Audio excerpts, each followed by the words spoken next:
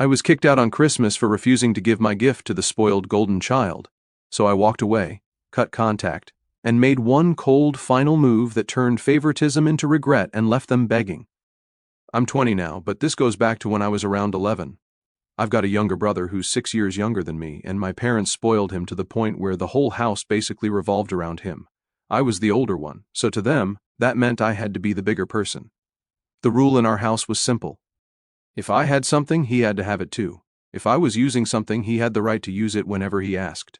If I said no, my parents swooped in and made me give it up. I never wanted to share with him for a very good reason. He destroyed everything he touched. If he got bored, he'd start yanking buttons off, losing pieces, chewing on controllers, or just leaving things somewhere until they got broken. He didn't care. If it wasn't fun anymore, he dropped it.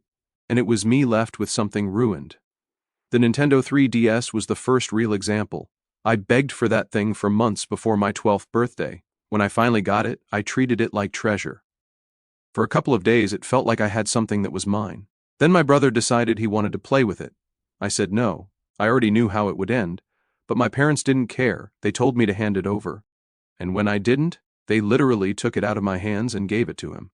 Sure enough, a few hours later, he got bored and tossed it onto the floor. I flipped. My parents acted like I was being dramatic. They said, "You're older, you can handle it." That was their go-to line. When I pushed back harder, they threatened to take it away completely, and they actually did a few times, giving it to him like it was his property, not mine. The only reason that changed was because my aunt happened to come over one day and saw my parents physically take the 3Ds from me to give it to my brother. She absolutely lit into them. She told them straight up that the favoritism was disgusting, that they were raising him to think he could take whatever he wanted, and that I had every right not to share if I didn't want to.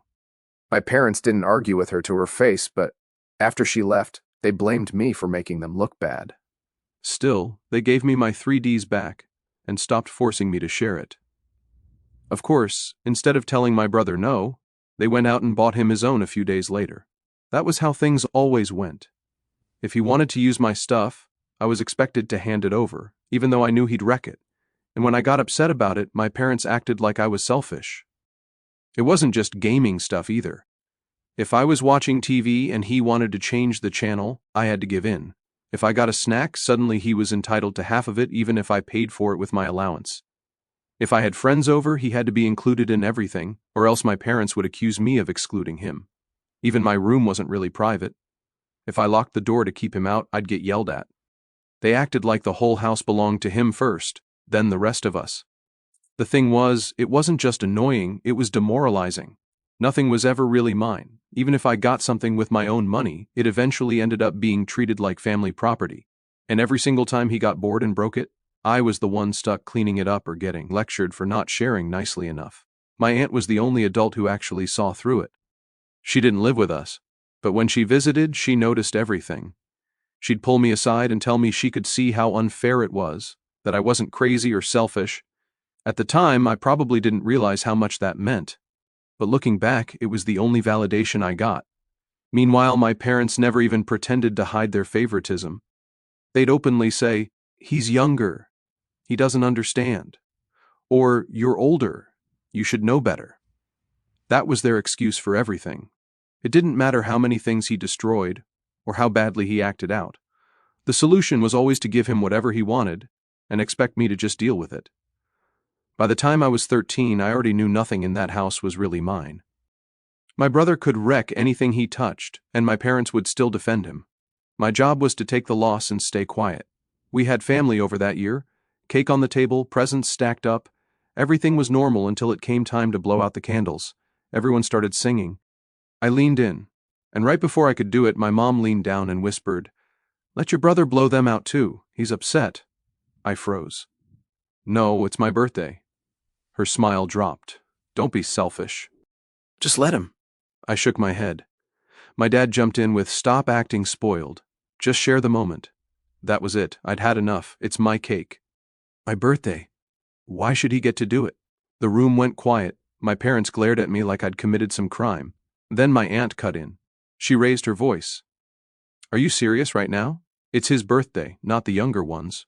Stop coddling him." Everyone's eyes went from her to my parents. You could feel the tension. My brother was already pouting, red in the face. And when I blew out the candles, he lunged forward and actually tried to spit on the cake. My aunt stepped in front, blocked him, and gave him the scolding of his life. He ran to my mom crying, and of course, she acted like he was the one hurt. But people saw it for what it was. Pure favoritism. My parents didn't even try to save face after that. They sulked through the rest of the night while my aunt basically ran the party so I could still enjoy it. That was the first time I realized even birthdays weren't really mine. The next year, 14, proved it even more. About 2 weeks before the day, my parents sat me down at the kitchen table. I knew right away something was up. Mom folded her hands like she was breaking bad news. "We've decided there won't be a party this year." I blinked. "What? Why?" Dad leaned back in his chair, calm like it was nothing. "You'll still get a cake and a couple of presents, but no party. It's just easier." I stared at him. Easier for who? Because it's definitely not easier for me. Mom sighed like I was being difficult. "You know how your brother gets. Last year was such a disaster. We don't want to go through that again." "So, because he threw a fit, I don't get to have a party," I said, my voice rising. "How is that fair?" Dad shook his head. "Life isn't always fair." You're older. You should understand that by now. I laughed in disbelief. "No, what I understand is you'd rather cancel my birthday than tell him no for once. That's what this is really about." Mom's eyes narrowed. Don't talk to us like that. We're doing this for everyone's sake. "For everyone's sake," I snapped, "or just his. Because let's be real, everything is always about him. Every single time." Dad slammed his hand down on the table. "Watch your tone. You don't disrespect us in this house. And you don't respect me," I shot back. "You're really going to look me in the eye and tell me I don't deserve a party because he might cry? You'd rather let him run the house than celebrate me for one day?" The kitchen went dead silent. My parents stared at me, angry, but with nothing to say. Finally, Mom muttered, "You'll thank us when you're older." "Yeah," I said, standing up. "I'll thank you for proving you don't care about me unless someone else is watching." And then I walked out before I said anything worse. That fight changed something in me. It wasn't just about the cake or the presents. It was about knowing they could erase my day without even blinking. They weren't protecting me from anything. They were protecting themselves from the effort of parenting my brother. At school the next week, I told my friends, teachers, even my counselor what happened. Everyone was outraged on my behalf. The vice principal pulled me aside and said he was sorry I had to deal with that at home. Word spread fast. Parents of other kids found out, and before long my own parents were getting called out online and over the phone. My parents grounded me for embarrassing the family. They said I was exaggerating, that I made them look bad. But I kept talking, telling everyone I was grounded just for being upset about losing my birthday. That only made the backlash worse. People started messaging my parents directly, demanding to know what was wrong with them. A few days later, my dad walked into my room with his arms crossed. "You're ungrounded." That was it. No apology, no explanation, just ungrounded. I figured the party was still dead, though, because they never mentioned it again. My brother thought it was hilarious, rubbing it in every chance he got. "You don't even get a party this year," he'd sneer. After that whole mess, I'd already accepted that the day was basically dead.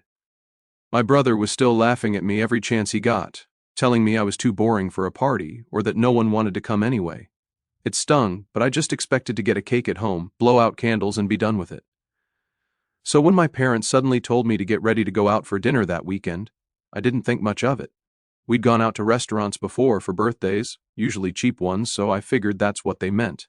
I put on a clean shirt, shrugged, and got in the car. We pulled up to my favorite restaurant, the one with the little arcade section in the back, and I immediately felt suspicious. My parents had never taken me there for a birthday before. As soon as I walked in, my friends jumped out from behind a booth yelling, "Surprise!" There were balloons, a cake, and even some decorations. For a split second, I was stunned. Then it hit me. This wasn't some long-planned party. This was damage control. The whole thing felt rushed. You could see it in the details. The decorations didn't match. The cake looked like it was bought that day, and half the adults there looked awkward, like they were only showing up out of obligation. Still, it was better than nothing. I had all my friends in one place, arcade tokens in my pocket, and a table full of pizza and wings. The biggest surprise, though, was the gift. Toward the end of the night, my dad handed me a wrapped box. When I tore it open, inside was a PS4. My jaw dropped. That was the one thing I'd been talking about for months. It was expensive, and I hadn't expected it at all. My dad gave this stiff little smile, but I could tell by the look on his face that it had been a last-minute, painful purchase. Later, my aunt would joke that he looked like a moth flew out of his wallet when he bought it. Of course, the party couldn't go smoothly. My brother started sulking the second I opened the PS4. He didn't care that there were people watching. He started whining loudly that it wasn't fair I got something so cool. My mom tried to shush him, but he just got louder. When the cake came out, he made a move to push it off the table right as everyone finished singing. This time, though, my dad actually stopped him. He grabbed my brother by the arm and told him firmly to sit down. It shocked me. I'd never seen him step in like that before. But my brother wasn't done. He threw himself on the floor, kicking and screaming until my mom picked him up and carried him outside. She spent most of the party sitting in the car with him while the rest of us stayed inside. My dad even stood guard for a while to make sure my brother didn't run back in to cause trouble. For once, they actually made an effort to protect my moment, instead of sacrificing it to keep him calm. It didn't erase everything, but I enjoyed the night. I got to play arcade games with my friends, eat pizza, and laugh without constantly looking over my shoulder. For a few hours, I felt like a normal teenager celebrating his birthday instead of the kid who always came second. Still, I knew why that party happened. It wasn't because my parents suddenly realized they were wrong. It was because people had called them out. Family, friends, other parents, they were embarrassed. The surprise party was their way of saving face, of proving to everyone else that they could be fair. If nobody had spoken up, I'm convinced they would have let my birthday die without a second thought. The night ended with my aunt giving me a hug and whispering, "Don't let them take this from you. Tonight's yours." That meant more to me than anything else. She was the only one who consistently reminded me I deserved better.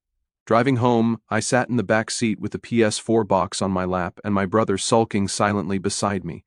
He kept shooting me dirty looks, but he couldn't do anything about it. My parents were too drained to entertain his tantrums. The whole car was tense, but I didn't care. For the first time in years, I felt like I'd actually won something.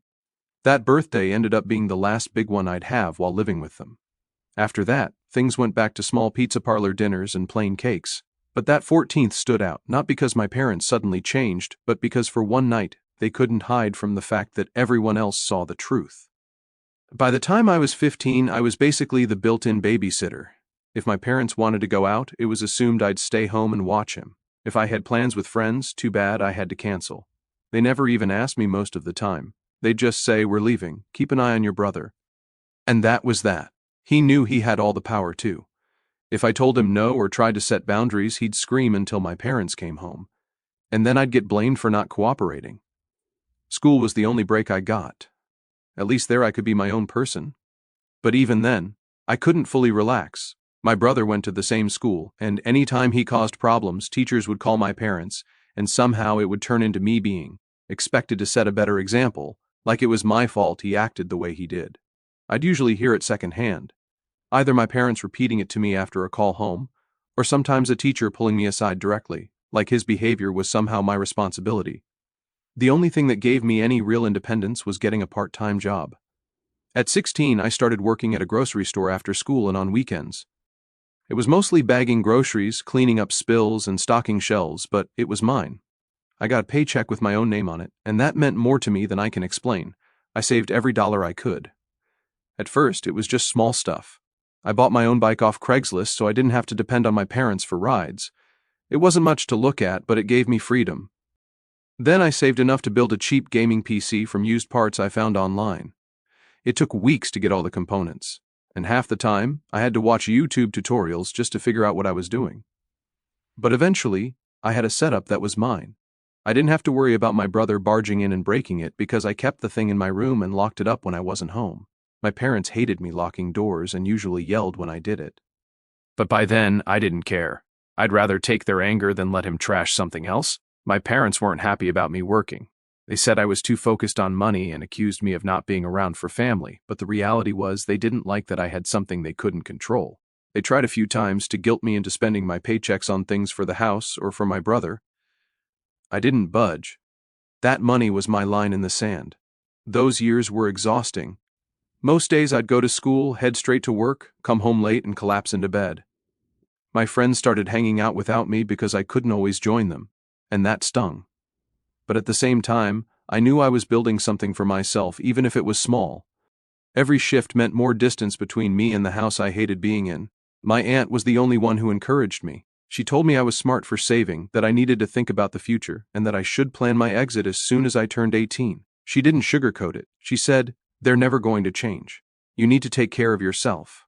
She was right. By the time I was 17, I'd managed to save a decent amount. Not enough to live on my own yet, but enough to make me feel like I had options. That mattered more than anything else. Options meant freedom. Freedom meant I didn't have to depend on people who constantly reminded me I came second. At home, nothing improved. My brother still got away with everything. He trashed the living room and I got blamed for not watching him. He broke dishes and I was the one told to clean it up. He screamed until he got what he wanted, and I was always told to understand. The difference was, by then, I had a mental countdown running in my head. Every paycheck, every month, I was closer to leaving for good. By the time I was 17, I'd already made up my mind that I'd be moving out the second I turned 18. I had money saved from my job, a plan, and my aunt's support. But the final straw came that Christmas when my parents decided once again that their golden boy's feelings mattered more than mine. We had family over that night, cousins, uncles, and my aunt. The tree was lit up, gifts stacked underneath, food on the table. For once, I was actually looking forward to it. I'd saved up and bought myself a new gaming headset as a little treat. It wasn't fancy, but it was mine. After we opened presents, I plugged it into my console in the living room to try it out while people were still chatting and eating. That's when my brother stomped in. He pointed at the headset and said, "Give it to me, I want to play." I didn't even look up. "No, I just got it, go use your stuff." He immediately started whining, "But I don't want my old one, I want that one." "It's not fair." I ignored him. That was my first mistake. Ignoring him meant he had to get louder. He started yelling, "Mom, Dad, he won't share." Sure enough, my parents came rushing in like the building was on fire. "Mom, why can't you just let him try it? It's Christmas, don't be difficult." "Me? Because it's brand new and he'll break it. He always breaks my stuff." "This one is mine." "Dad, you're ruining the mood. Just let him have a turn and stop being selfish." "Me? I'm not being selfish. He has his own." "He got a pile of gifts under the tree tonight and now he's crying because he wants mine. That's not my problem." My brother was already fake crying, clutching my mom's arm and sniffling like he'd just been betrayed. Mom petted his hair and glared at me. "Why do you always have to make things harder than they need to be?" "Because I'm tired of this," I snapped. "Every holiday, every birthday, everything always gets ruined because you bend over backwards for him. When do I get to have something that's just for me?" Dad's face turned red. "Don't you dare talk to us like that in front of the family." "Why not?" I shot back. "They should hear it too. Maybe then you'll realize how messed up this is." The room went quiet. My aunt looked ready to jump in, but she held back for the moment. My brother was still whining louder now, stomping his feet. My mom held him close like he was a baby. "Mom, we're not doing this tonight. Hand it over and be done with it." "Me? No. I bought this myself with my money. It's mine." Dad slammed his hand on the coffee table, making the plates rattle. "If you're going to act like this, then you can get out. Go cool off until you can be respectful." I froze. "You're throwing me out on Christmas because I won't give him my headset." Dad didn't blink. "You heard me. Get out." The room erupted.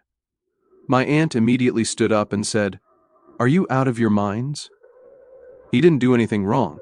A couple cousins whispered to each other. My mom ignored them and kept rubbing my brother's back like she was comforting a victim. I stood up slowly. "Fine. You want me gone? I'll go." As I unplugged the headset, grabbed my console from under the TV and started walking toward my room, Dad barked, "Leave it. That's family property." I turned around, staring him down. "No, it's mine. The headset is mine because I paid for it and the console was a gift to me." He glared, but he didn't move. I packed what I could into a duffel bag in under 10 minutes. Clothes, my console, a couple personal things, and headed for the door. Nobody stopped me except my aunt, who followed me out. She whispered, "Come to my place. You're not sleeping outside tonight." As I walked out the door, my dad called after me, "Don't come back until you learn some respect." My brother's laughter followed me out into the cold. I trudged down the street with my bag slung over one shoulder. It was freezing, but I didn't care. My aunt drove up a few minutes later and picked me up. She made me a plate of food, sat me down, and told me I didn't deserve any of what just happened. That night, my phone buzzed with texts from my parents. None of them were apologies. They said things like, "You embarrassed us in front of everyone," and "This is what happens when you refuse to cooperate." Not one message asked if I was okay. Sitting there in my aunt's guest room, I made my decision. I was done. I wasn't going back to live under that roof again. I'd stick it out with my aunt until I turned 18, and then I'd make my own way. I'd been pushed aside my entire life to keep my brother happy. But this was the moment I knew I was finished playing along. That Christmas didn't just ruin the holiday, it ended whatever was left of me believing I was part of that family. Moving in with my aunt felt like stepping into a different world. Her house wasn't huge or fancy, but it was peaceful. I could actually relax. I kept working at the grocery store, saved up more money, and when I turned 18 a few months later, I made it official. I packed up my things and told my parents I wasn't coming back. They didn't put up much of a fight. My dad just sent a short text saying, "Do what you want." My mom didn't even message me at all. The silence said everything. They were more upset about me not being there to pick up the slack than they were about me leaving. At my aunt's, I picked up more hours at work and started learning basic stuff like cooking, budgeting, and paying bills. It wasn't glamorous, but it felt like freedom. Every time I sat down to play without someone barging in to steal it, I remembered why leaving had been the right choice. Meanwhile, my parents were left to deal with my brother without me around. I didn't hear much at first, just bits and pieces from my aunt. She told me he was harder to manage now that I wasn't there to distract him. He'd always used me as a punching bag, someone to steal from, argue with, or boss around. And without me in the house, all that energy turned on my parents. At first, I brushed it off. I figured they'd finally learn what I'd been trying to tell them for years. But then his 14th birthday rolled around, and that's when karma hit them like a truck. My aunt told me he'd been begging for a PS5 for months. My parents promised him something nice, but a PS5 was too expensive. So instead, they got him a few smaller gifts: games, clothes, some gadgets. The second he realized there was no PS5, he exploded. According to my aunt, he didn't just pout or cry. He went completely off the rails. He started screaming at the top of his lungs, calling my parents liars and saying they didn't love him. Then he grabbed a chair and started smashing everything in sight.